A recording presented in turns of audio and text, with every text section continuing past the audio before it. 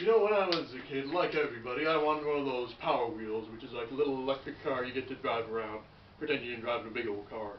But since we live on a busy road, my parents were afraid I'd drive down the middle of the road and, you know, hurt myself, which I probably would have done. But now that I'm older, I can make my own,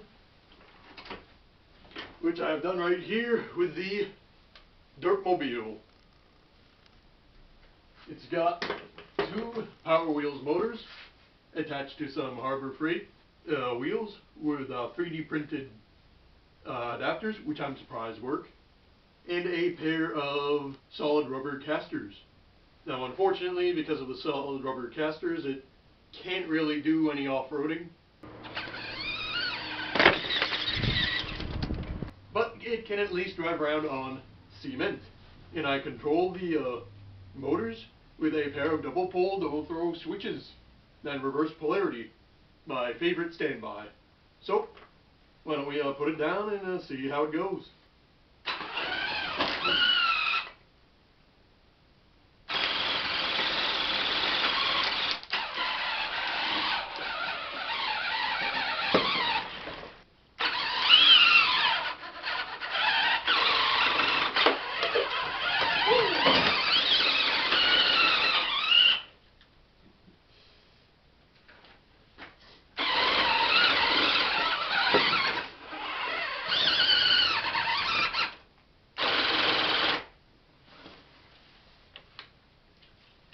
Yeah, you can see it moves around, kinda.